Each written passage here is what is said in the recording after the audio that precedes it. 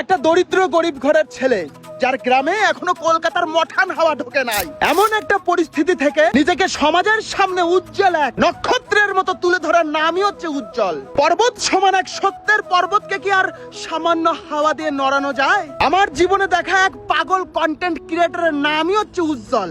গরিব মানুষের মধ্যে থেকে রেশন তুলে দেয়, বাচ্চা পোলাপানদের পড়াশোনার জন্য খাতা কলম কিনে দেয়, কোনো অসহায় মানুষ দেখলি পরে তার বাড়িতে গিয়ে পাশে গিয়ে দাঁড়ায়। আমি বাবু এমন পাগল কন্টেন্ট ক্রিয়েটর এই জীবনে দেখি নাই। এই উজ্জ্বলের এই সমস্ত করার কি দরকার আছে? এই সমস্ত টাকা খরচা করারই বা কি দরকার আছে? ওই সমস্ত টাকা খরচা তো অন্য জায়গায় করতে পারে, ভোগবিলাসে ইউজ করতে পারে, তাই না?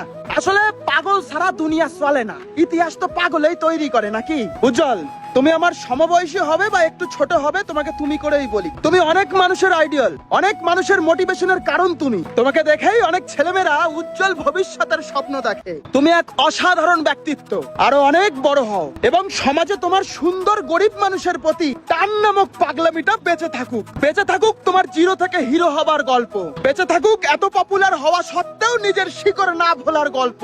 সবাই ভালো থাকবেন, সুস্থ থাকবেন, সতর্ক থাকবেন, নিজের যত্ন নেবেন। আসি, রাধে রাধে।